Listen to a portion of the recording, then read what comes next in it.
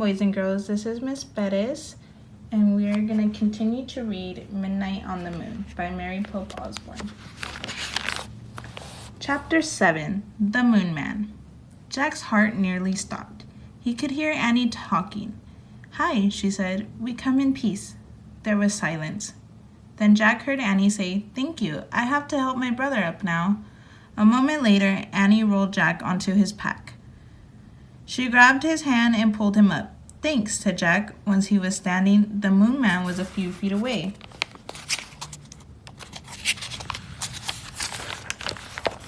His face was hidden by a metal visor. He looked like a spaceman, a huge spaceman, with a giant tank on his back. It was as big as a refrigerator. "That's a jetpack," said Jack. "I've seen pictures of future astronauts flying with those things. It's like a mini spaceship, right?" The Moon Man didn't answer. "I don't think he can hear us," said Annie. "He's not hooked up to our radio." "Oh, right," said Jack. "I'll write him a message." "Good idea," said Annie. Jack pulled out his notebook and pencil. He wrote, "We are Jack and Annie. We come in peace from America. Who are you?" Jack handed the notebook and his pencil to the Moon Man. They looked tiny in his big hands.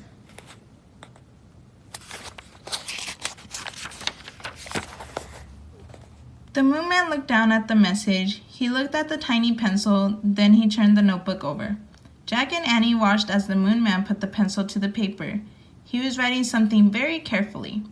Finally, he gave the notebook back to Jack. Jack and Annie stared at the marks.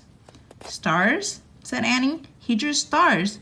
Maybe it's a space map," said Jack.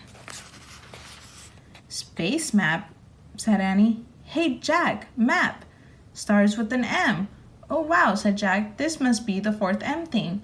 "Let's ask him what his map means," said Annie. She turned around. "We'll never know now," she said. "Why?" Jack looked up from the map. "That's why," Annie pointed. The Moon Man was flying over the mountains.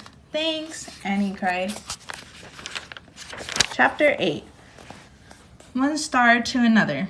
"Who was that guy?" said Jack. "What does his map mean?" "I don't know," said Annie, "but let's see if it works." Jack took a deep breath. "Yeah, we better hurry back. I think I'm running out of air. It feels harder to breathe." "For me too," said Annie. "Go slow. Don't breathe too much," said Jack. He and Annie took long floating steps toward the moon base. Jack held his breath as if he were underwater.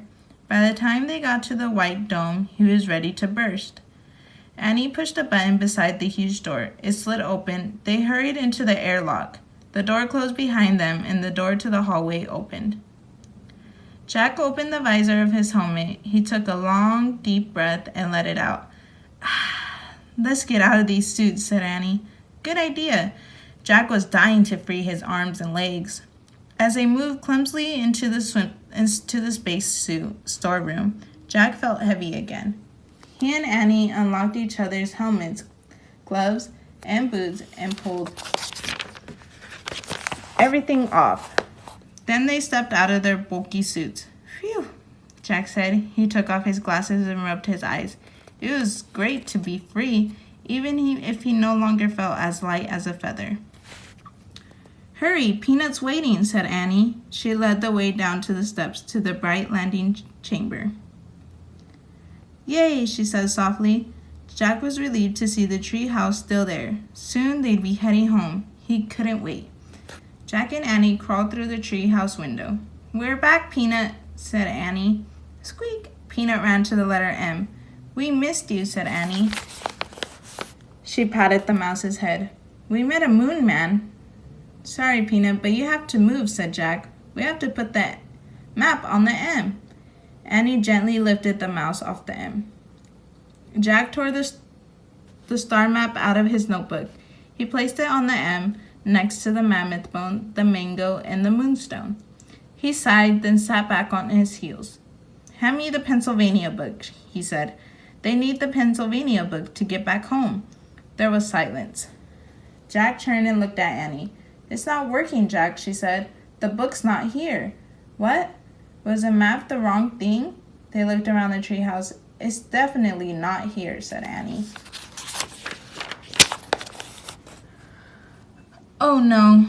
Jack's heart sank. He picked up the star map and stared at it. Squeak, squeak. Peanut jumped out of Annie's arms and scurried back to the letter M. I've got an idea, said Jack. He reached into his pack and took out his pencil. What are you doing? Said Annie. You know how you draw a constellation? Said Jack. You connect all the stars. What happens if we try that? He drew a line from one star to another. He kept drawing until all the stars were connected. Let me see, said Annie.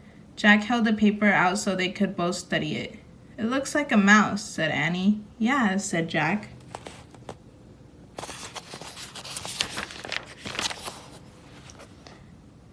Is there such a thing as a mouse constellation, said Annie. I don't think so, said Jack. Squeak. Annie and Jack looked at Peanut. She was standing on the M. Oh, wow, Jack, Annie whispered. I think I know what the fourth M thing is. Jack grinned. Me too, he said. It's a mouse, they said together. Squeak, squeak. Maybe the spell is moonstone, mango, mammoth bone, mouse, said Annie. Jack touched each M thing in turn as he whispered, moonstone, mango, mammoth bone, mouse.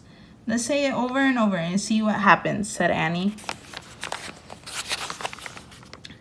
Together they chanted, moonstone, mango, mammoth bone, mouse. Moonstone, mango, mammoth bone, mouse. Suddenly a bright light filled the treehouse. The light got brighter and brighter and brighter. The brightness was blinding and whirling. The air spun with brightness. Then everything was clear. Peanut the mouse was gone, and Morgan Le Fay stood before Jack and Annie.